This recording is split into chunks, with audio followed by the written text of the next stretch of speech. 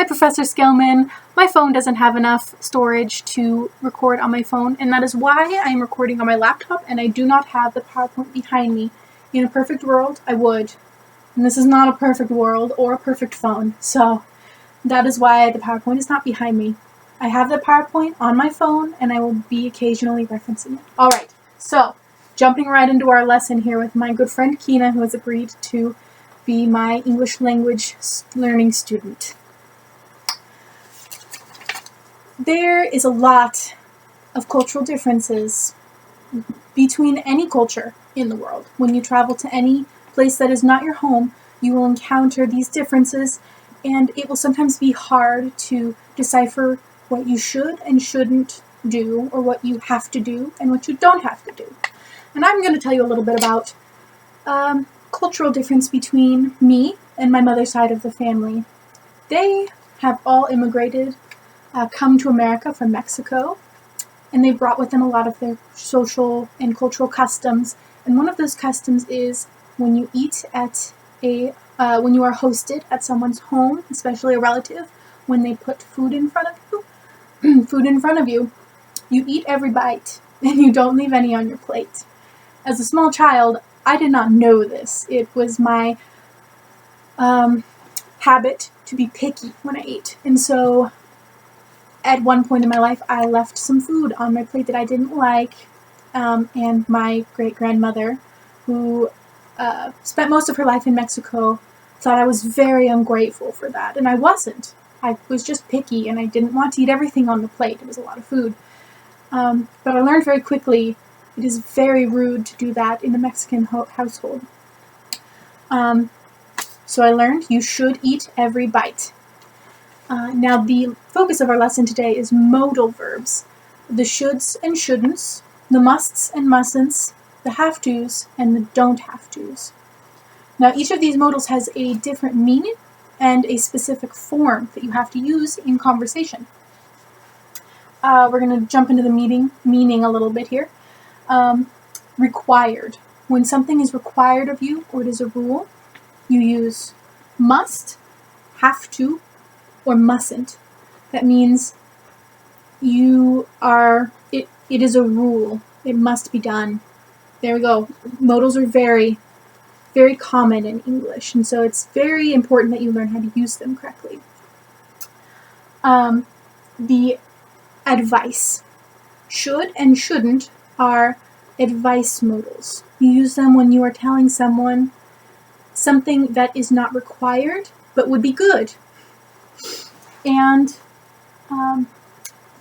don't have to is the only allowed modal. It would be okay if you did it, and it would be okay if you didn't do it. There is no preference between the two. The form of these modals is a little complicated. There's just one major rule that you must follow. Almost all modals follow the same pattern. It is subject, modal, main verb. And the main verb will be in simple present tense. So a few sentences would be, you shouldn't pull the cat's tail. The modal shouldn't is right next to the main verb pull. You mustn't sneeze without covering your nose. It's rude. It spreads a lot of germs. But I think that's pretty common. The only modal that this does not work with is have to. The modal have requires the word to between the modal and the main verb. This looks like infinitive sometimes in sentences like, you have to drive on the right side of the road. To drive looks like the infinitive to drive, but it is actually part of a larger phrase, have to drive. The have to is what's connected, not to drive. This is complicated, and it's going to take a little while for you to get the hang of. But don't worry, have is the only modal that uses this. All the other modals are modal verb. Nothing in between. We're going to work a little bit on the form of modals. So I'm going to read a sentence with a blank in it, and you're going to tell me if there should be something between the modal and the verb, or if there doesn't need to be anything between the modal and the verb. And this is just focusing on form right now, so the only thing that will need to be between the modal and the verb at this point is just to, or not. Perhaps it does, perhaps it doesn't. So the first sentence is, you must blank call the teacher by her first name. No to. Perfect. There doesn't need to be a to between must and call, because must does not require to between the modal and the verb. The next one. You have blank call the teacher by her first name. To. To. Perfect. Have is the modal that requires to. You shouldn't blank leave your hands under the table when you eat. No to. No to. Shouldn't does not require to. You should blank change into nice clothes before you go to the store. No to. No to. Again, shouldn't. Same modal, doesn't need to. You don't have blank get married to live together. To. To. Right, correct. Have requires to. And that's just the way the world is. It requires to, and you really can't leave it out. Alright, now we are going to work on sentence form again. With these sentences, I'm going to read it, and then if it needs correcting, correct me. I'm human, and I can make mistakes. So these sentences I've written, they could have mistakes in it. Even native speakers make mistakes. Okay, first sentence. You must to call a teacher by her first name. Strike the to. Perfect, because must does not require to. You shouldn't buy bread from a different bakery. That's correct, ain't it? Yes, perfect. There's no to there, so that's good. You don't have get married. You need the to. Yes. Otherwise, it doesn't make much sense. You don't have get married. It feels to a native speaker like there's something missing there, and it'll take practice for you all to really get a feel for that empty space. You mustn't forget to shake hands or kiss your friends every day. That's correct. Perfect. Great job.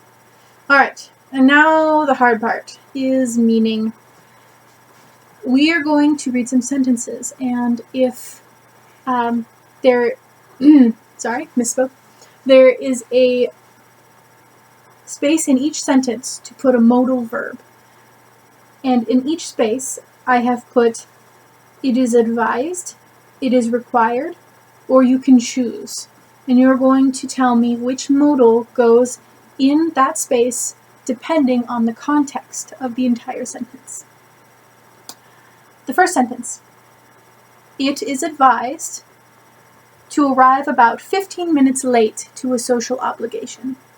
So should? Yes. You should. Oh. No, that's wrong. Let's listen to the sentence one more time.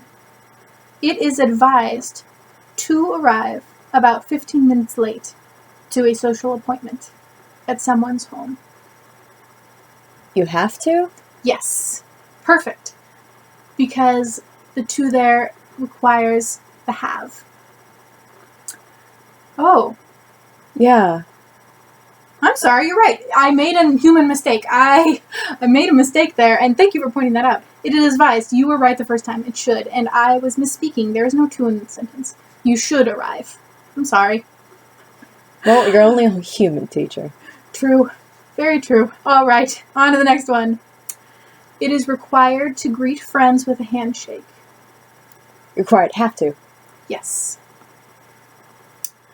It is not advised to give chrysanthemums to your mother-in-law. Shouldn't. Yes. And you can choose to bring a gift to a friend when you visit their home? Don't have to. Yes. I'm learning stuff. And in American culture, that's true. You don't have to bring a gift. It's seen as extremely polite, and if you're invited to a very fancy party, maybe you want to. But you don't have to if you're just going to your good friend's house or a close relative's house. It's not required. You can. It would be nice. All right, so you're going to flip over the handout I handed you earlier and go ahead and work 2 to 3, groups of 2 to 3, and then I will call on students to tell me each letter which modal they think should be used. And we're going to time skip there. All right, so I'm going to call on students, and for number A, which modal should we use there? Based on a sentence, don't have to, right? Yes, and that's American. These are all based on American cultural norms.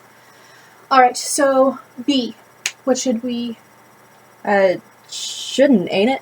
Yes, perfect. All right, a different student now. C, what modal do you think? Mustn't. Perfect. Very good. D. Should. Very good in the back. Very good. E. It should? Yes. Yes. I saw you were a little unsure there, but it is should. F. Must. Yes, and good authority with that. Good speaking confidence. G. Should. Yes. Yes. H. Mustn't. I would say so. Way in the back, you haven't spoken up in class yet. I don't have to. It is polite, though. This is very true. And Kina again. Don't have to, but you should. Good, and that's using 2 modals, and that's a very nuanced choice there. I am advanced in English speaking. Yes, you are. And finally, Should! all right, you did very well on that assignment. So we're going to move right along because we are running over time just a little bit, but not too bad. All right, so independently, you're going to come up with 4 American cultural norms that you have encountered so far and put them in a sentence using the modals. And I'd like you to use one of the types of modals, so a requirement, an advice, a piece of advice, and do not have to, at least once. All right. So what is your first cultural norm that you have experienced? You shouldn't kiss strangers on the cheek when greeting them or saying goodbye. Very true. That would be considered quite strange here in America. Quite strange. We greet each other maybe with hugs if we know each other very well, or handshakes if we don't. Or waving. Sometimes people don't want to touch hands. They just wave. That's fine too. All right. A second one? You have to call your teachers professor in college or university. Yes, it's very polite. If you call a teacher, some of the professors here at WWU have spent a very long time in school to be called professor, and if you call them teacher, it might be like telling them that they have not put in the work and time to be a professor. So it's polite when in doubt to call an instructor professor. Another one. Go ahead. You don't have to address friends or acquaintances by their last name. True.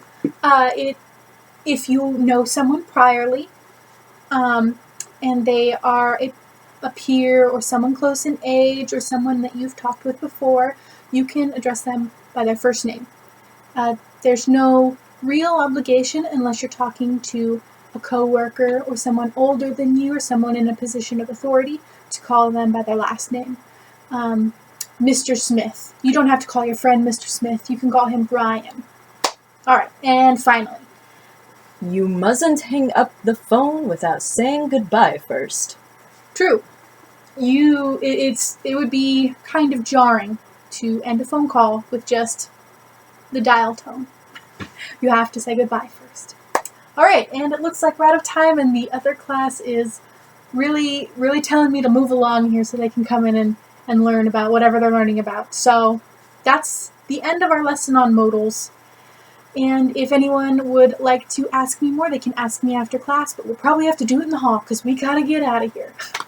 Alrighty, so have a good weekend, class, and thank you so much for allowing me to teach you today. Thank you, teacher. Alrighty, and that's the end of my presentation, so hope it was okay. Alright.